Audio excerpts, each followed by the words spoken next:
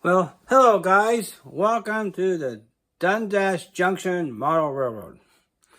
I thought I'd do a little update what I've done so far on the layout.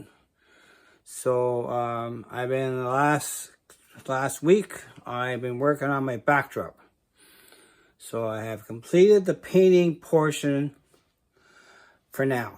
I will do some more addition to it later on, but not until I have some idea where I'm going to push buildings. But the painting portion for now is done. It's a common, quite a few channels been going this method by using paint to simulate distance and close-up mountain ranges, just to add some depth to the layout without having to buy a printed and glue on backdrops. So this is all painted by me. It's not printed, just a paintbrush, a roller, and some paint.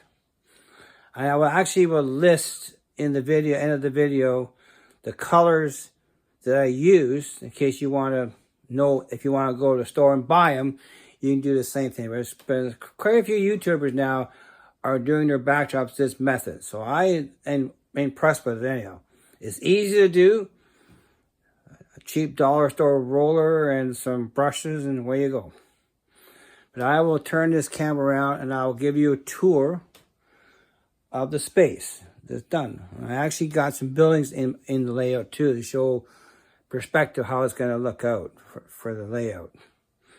So let me pause this camera and I'll turn it around and we'll go for a tour. Back in a bit, guys. Okay, I'm back. So we're starting in the left-hand corner of the layout. And you can see the building that I just finished building, the Walters warehouse building. That's in where it's going to sit. That's pretty well its location. I'm going to work on an idea to put a roadway in front of it. So that'll be next.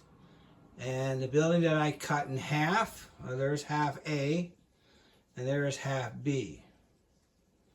So you see the wall. So I painted my original backdrop in a blue color.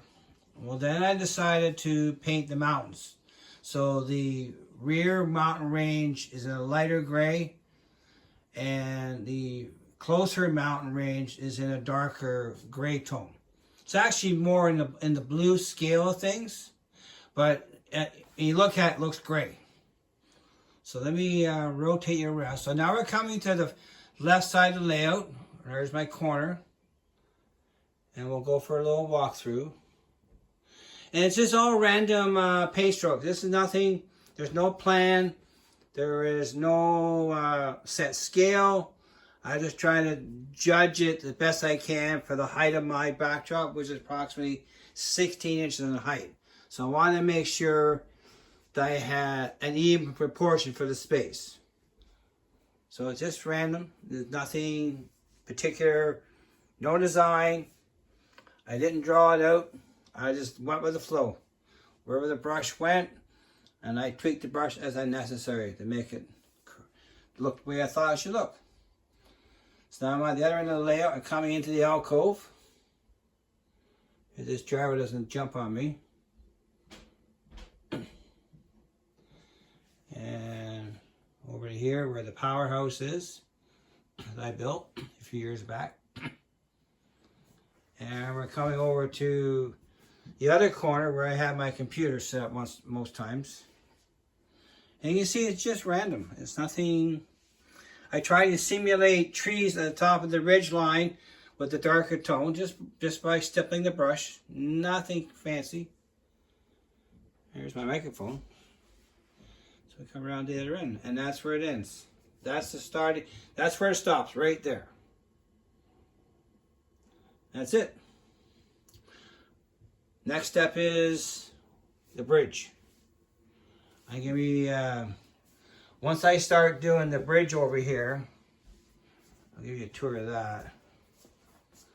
Once I start doing this here, I won't be able to run trains until I'm all done, because I want to get all the underneath here done. I'm gonna repaint the retaining wall And I have the new capstones that go on top. These go here.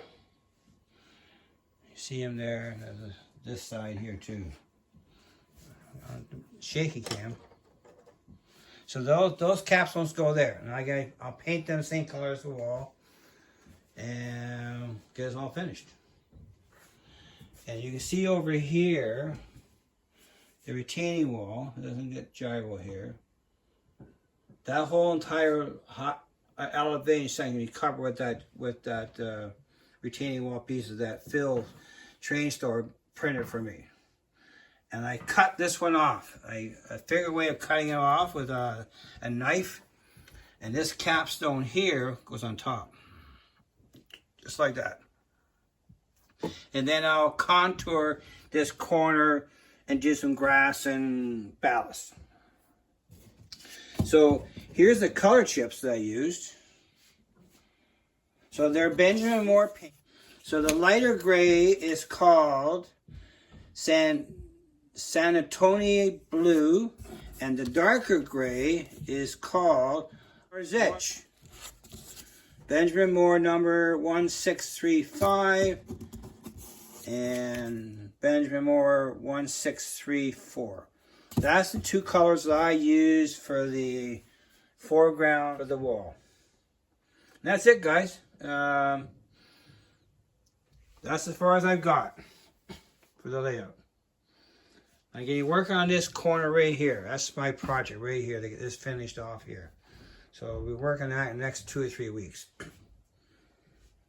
And I hope to get this track on the 3rd track in. I'll actually get it finished. I can connect it. So that's it for now, guys. A reminder, tomorrow night, 7 o'clock, Off Track Monday, Mike's channel. We'll see you then, guys. I want to thank all my subscribers for subscribing and watching my videos. And we'll catch you on the next something or other, live, chat, whatever. But have a good night, guys. Thank you very much. I came back, guys. So I see my noggin first.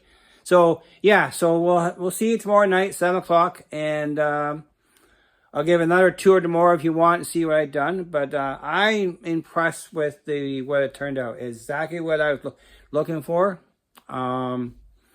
It's simple to do. This is very easy to do. So, but have a good night, guys, and we'll catch you tomorrow night, 7 o'clock.